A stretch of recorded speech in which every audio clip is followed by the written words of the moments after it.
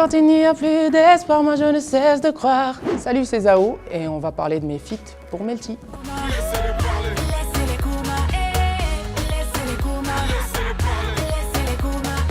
L'histoire avec MHD, c'est qu'il était dans un van avec tous ses potes et il était avec quelqu'un que je connaissais et qui m'a appelé, il m'a dit « Ils sont comme des dingues, ils connaissent ton album par cœur et tout ». Donc j'ai commencé à leur faire un blind test au téléphone. Je commençais une phrase, ils la finissaient. Ils ont commencé à parler de feat, de collaboration peut-être, un jour, etc. Et dès que j'ai fait le morceau Laissez les Kumas, qui était plutôt tendance afro, j'ai pensé à lui. Il est venu sans hésiter, il est venu en studio, il a écrit. Pour la petite anecdote, moi j'enregistre assise très souvent. Il m'a dit « Ah, je vais faire comme toi, je vais enregistrer assis ». Donc il s'est assis, il fait « Ah, c'est pas mal aussi d'enregistrer assis ». Il était timide au début, mais après voilà, on se mettait à danser. Il est très très drôle et on est toujours en contact et c'est quelqu'un que j'aime beaucoup. Tu es mon meilleur, tu es mon meilleur.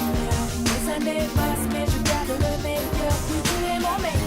Avec La Fouine, on se connaissait déjà très bien. On avait fait Basta, c'était un vieux titre, mais vraiment, il date. Hein. Après, on a fait Elle venait du ciel. Et quand il m'a demandé de faire Ma meilleure, je lui ai dit, bon, on n'est pas un groupe, en même temps, on va gaver les gens, on va se planter si on continue à... Et j'ai écouté l'instru et c'était trop bien. Quand il n'y a plus d'espoir, moi je ne cesse de croire. Pour l'anecdote, c'est du poids lourd qui a fait l'instru, c'est Darkchild qui a fait Lady Gaga, Téléphone. Voilà, pour ceux qui connaissent, c'est quelqu'un. En bas de chez moi, y'a le truc qui fait qu'on est bien. Yeah.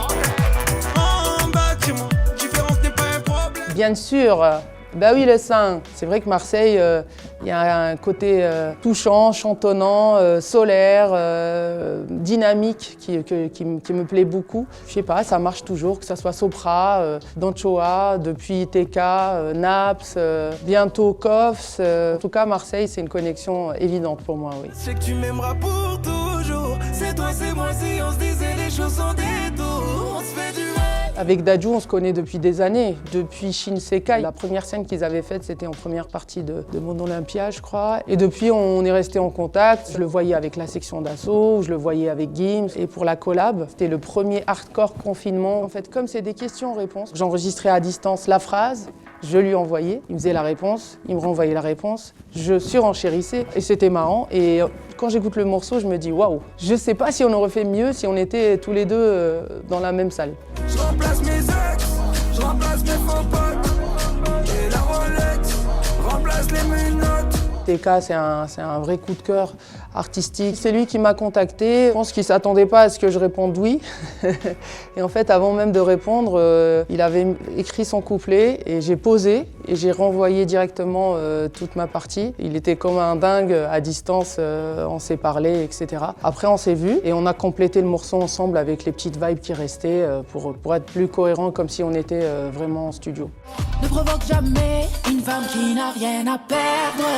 Je n'ai qu'une chose à dire, quitte le navire. C'est les chansons qui révèlent les feats. Sur le Indila, ça a révélé Indila. Quand j'ai reçu cet instru-là, qui est sur mon album, c'était une évidence pour moi. Je l'ai appelée, je lui ai dit, je te vois trop là-dessus et tout. Et elle m'a dit, elle est super et tout. On rigole beaucoup avec Indila. Elle est très drôle. Au-delà d'être mystérieuse pour la majorité, elle est très humaine, très terre-à-terre, très simple. Puis on a posé, on s'est vu en studio plusieurs fois. Et pareil, c'est une perfectionniste, donc elle a giflé le son, quoi. C'est Céline Dion. C'est l'une des dernières divas vivantes qui a bercé plein de générations et qui continue à le faire. Elle m'a confortée dans le fait qu'il n'y a pas de secret, même à son niveau. C'est une bosseuse. Elle est encore dans le doute, c'est-à-dire qu'elle prend rien pour acquis. Et elle est encore ouverte à des rencontres avec des jeunes, avec des nouveaux talents. C'est une belle leçon que j'ai apprise en la voyant faire. Continuer toujours à chercher la perfection à travers la création, à travers les rencontres, à travers le taf.